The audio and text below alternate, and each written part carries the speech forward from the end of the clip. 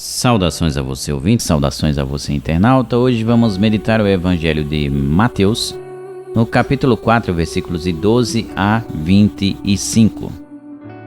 Naquele tempo, ao saber que João tinha sido preso, Jesus voltou para a Galileia, deixou Nazaré e foi morar em Cafarnaum, que fica às margens do mar da Galileia, no território de Zabulon e Neftali, para se cumprir o que foi dito pelo profeta Isaías: terra de Zabulon, terra de Neftali, caminho do mar, região do outro lado do rio Jordão, Galileia dos pagãos.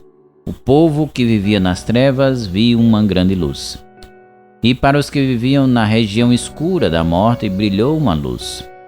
Daí em diante, Jesus começou a pregar dizendo: convertei-vos, porque o reino dos céus está próximo. Jesus andava por toda a Galileia ensinando em suas sinagogas, pregando o evangelho do reino e curando todo tipo de doença e enfermidade do povo. E sua fama espalhou-se por toda a Síria. Levavam-lhe todos os doentes que sofriam diversas enfermidades e tormentos, endemoniados, epiléticos e paralíticos, e Jesus os curava. Numerosas multidões o seguiam, vindas da Galileia, da Decápole, de Jerusalém, da Judeia e da região além do Jordão. Palavra da salvação. Glória a vós, Senhor. Aqui nós temos algo bem interessante. É importante destacar que Jesus ele era judeu. Ele nasceu em Belém, Belém fica na Judeia, e ele era judeu. Quando Jesus veio aqui na terra, quando ele se encarnou, estava vigente a antiga lei. Não sei se você se recorda que na sua Bíblia nós temos duas partes: o Antigo Testamento e o Novo Testamento, a Antiga Aliança e a Nova Aliança. Os livros da Antiga Aliança são para um povo. Os livros da Nova Aliança são para todos os povos. Então Deus escolheu, na Antiga Aliança, um povo. Esse povo foi o povo judeu, é o povo selecionado, o povo da Antiga Aliança. E depois que Jesus vem, morre e ressuscita, nós temos não só um povo, mas todos os povos, todas as nações são selecionadas como destinatárias da palavra divina. Isso significa que houve um progresso entre a aliança antiga e a nova aliança. Quando Jesus vem, como falei no início, estava vigente a antiga aliança. Pela antiga aliança, só poderia, ou seja, os destinatários da promessa divina de salvação eram somente os judeus, ou o povo judeu. Então isso significa que todos os outros povos estavam excluídos. Essa exclusão significa que a salvação era ou vinha dos judeus somente. Mas observem aqui, na narrativa do capítulo 4, dos versículos 12 a 25, que se fala de Galileia dos pagãos, da Síria, ou seja, de outros países que não fazem parte da terra dos judeus. Isso significa o quê? Em primeiro lugar, que doença não tem nacionalidade. Quando você sofre, você não quer saber se a cura está no Brasil ou está em outro país. Onde houver cura para minha enfermidade, para aliviar o meu sofrimento, eu irei buscar. Não é a religião que vai limitar a minha cura. Eu quero o alívio. E observem que essas pessoas todas, mesmo não sendo judias ou não fazendo parte do povo de Israel, o versículo do capítulo 4, no versículo de número 24, se diz o seguinte: levavam-lhe todos, não alguns, todos os doentes que sofriam diversas enfermidades e tormentos. Quais são essas enfermidades e tormentos? O evangelista Mateus dá alguns exemplos. endemoniados, epiléticos, paralíticos. E diz a última frase do versículo: e Jesus os curava. Observe que Jesus não dizia: olha, você não é judeu, não vai ser curado. Você não faz parte do povo de Israel, não vai ser curado. Isso significa que aqui nós já temos uma expansão da antiga aliança.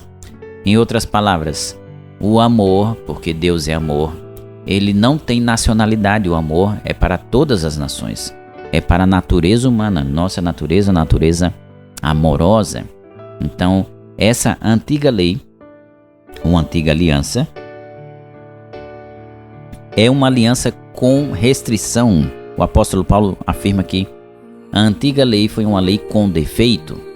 E mais, o apóstolo Paulo afirma que a antiga lei foi um pedagogo para nos conduzir à idade adulta.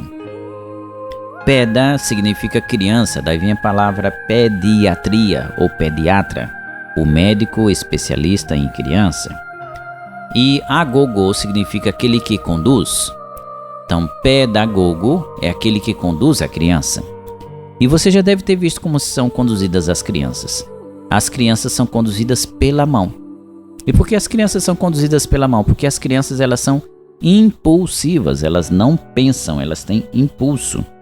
Então, se você tem uma criança, segure bem a mão da sua criança, porque pode ser que durante o percurso de travessia de uma rua haja um animal ou um objeto que atrai a atenção da criança e a criança queira pegar aquele objeto, aquele animal, um pombo ou uma bola, e se desprende da mão do papai e da mamãe. E nesse se despreender, a criança pode ser atropelada, pode se machucar. Então segure bem a mão de sua criança. Na antiga lei, Deus segurava bem a mão da criança que era o povo de Israel. Sabe que criança, para aprender, precisa de corretivo, ou seja, de disciplina.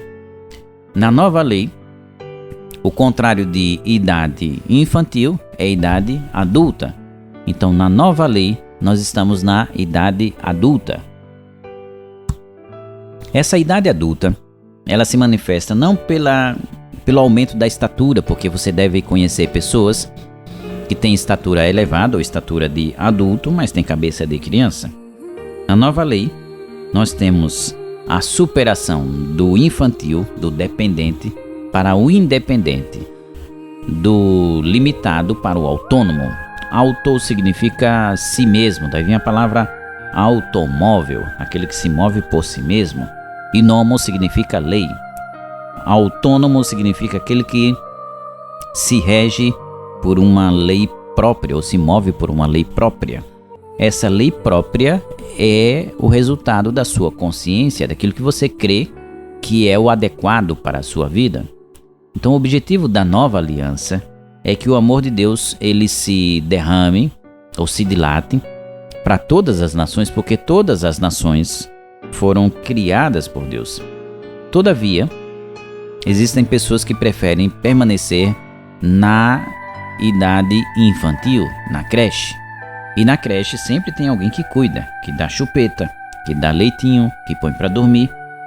E nesse sentido, como nós somos convidados ao crescimento, a limitação no crescimento gera mais sofrimento.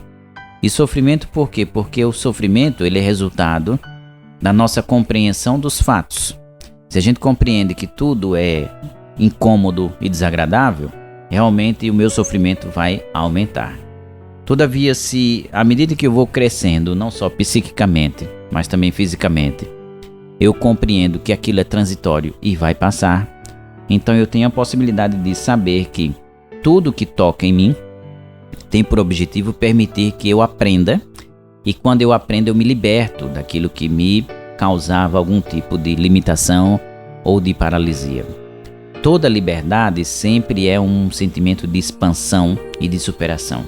E foi para isso que nós fomos criados, para a expansão, para o crescimento e, sobretudo, para a compreensão de que todos estão, ao longo do tempo, se conectando com a vida e, dentro da sua própria velocidade, aprendendo crescendo e mudando, a fim de que a felicidade se manifeste de forma individual e transborde de forma coletiva ao longo da nossa existência.